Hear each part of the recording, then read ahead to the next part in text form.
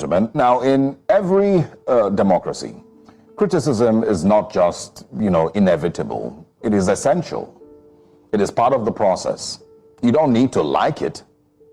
Actually, nobody even cares if you like it, but it must happen.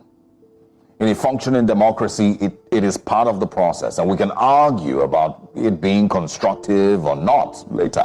That's a different conversation. But in reality, nobody even owes you or any government constructive criticism. And again, you don't need to like it to hear it, but you must allow it. You see, every administration, no matter how much good it does, it will still have its faults, and that's part of it. That's the nature of governance. No matter what points you want to make about the successes that you have recorded, you must still have faults. And the existence of what you describe as positives should not be enough to stop anyone from pointing out what the negatives are.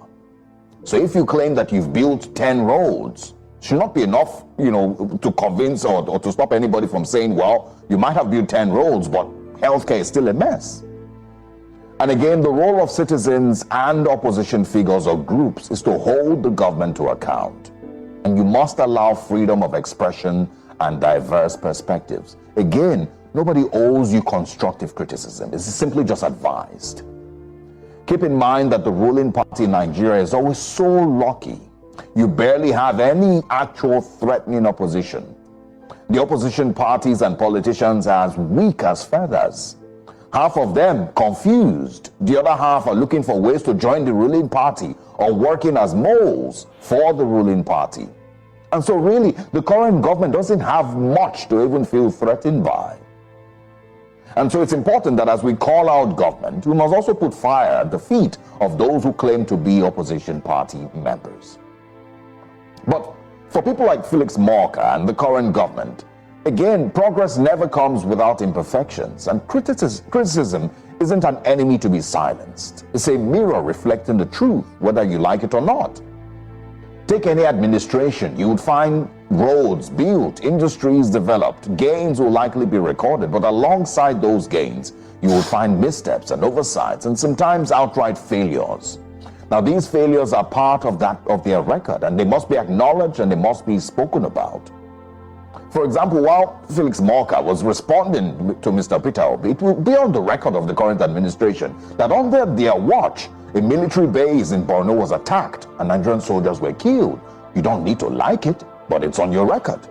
And it must be said. It is going to be on your record that Nigerians suffered the worst economic crisis under this administration. And their narratives as to why it had to be so have not been convincing enough. So again, you don't need to like to hear it, but you will be criticized and you must allow it.